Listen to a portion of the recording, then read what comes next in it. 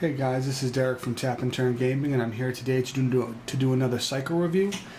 And this cycle review is going to be on the Titans. Originally printed back a few core sets ago, and they were reprinted a few times, made as promos a few times. But I'm going to go over them each one, give you my opinion on their relevance in EDH, and type of decks they may be able to fit into, things of that nature. So it's going to be pretty similar to the Primordial review we did and to the Souls review that we did. So just sit back and take a look. What I'm going to do firstly is I'm going to go over Primeval Titan. He is amazing. A 6-cost 6/6 with trample. When he comes into play, you can search for any 2 lands in your deck and put them into play tapped, and you can repeat this effect when he attacks. So you put him into play, you search for 2 lands, they're tapped. Next turn, you're up 2 mana than you were before. You attack with them, you get to search for 2 more mana. That ability is awesome, very powerful, unbelievably powerful, really. And he was banned in EDH.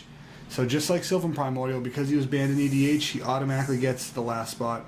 Doesn't get to play with the big boys, doesn't get to hang out with anybody. He's just going to be in the back, doing nothing all by himself.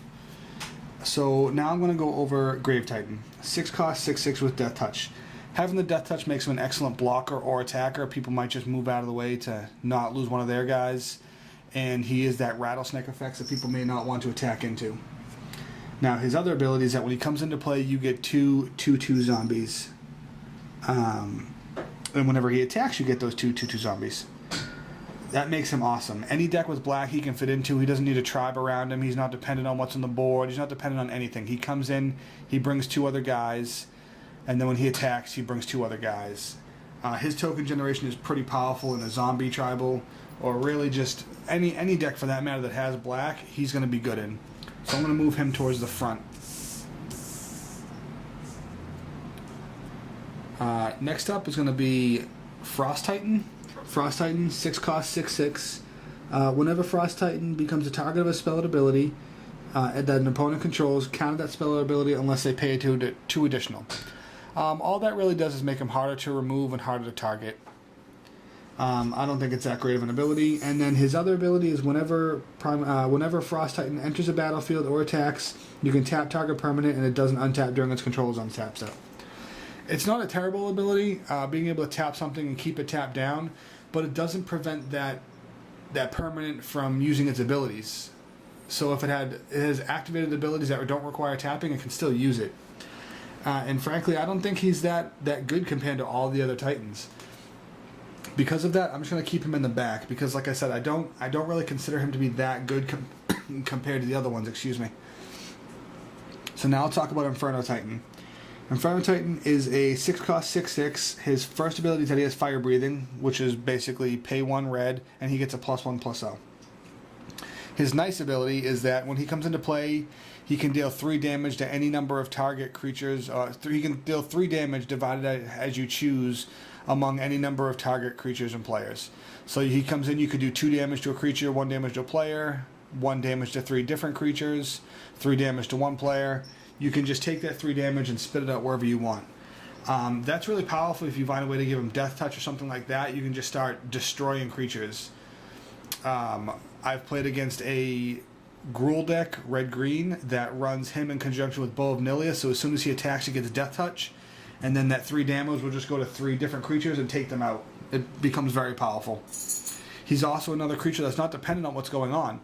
If you play him and there's no creatures, you can shoot that 3 damage to the face. If you play him and there are a couple creatures, you can kill a couple creatures. He has the Fire Breathing to hit pretty hard. I like that he's not dependent on what's going on, so I'm going to move him up.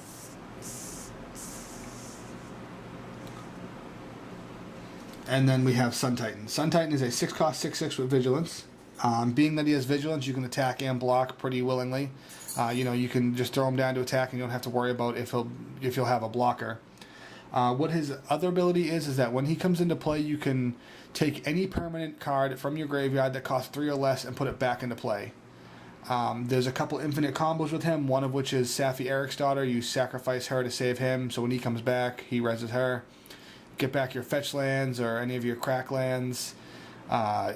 Enchantments, artifacts, planeswalkers. He's pretty good with like Jace Beleren or Liliana of the Veil. These planeswalkers that cost 3. His ability is really powerful, but it's solely dependent on you having something in the graveyard that costs 3 or less. If you don't have something in the graveyard that costs 3 or less, he's a 6-cost 6/6 with Vigilance, which is pretty unimpressive.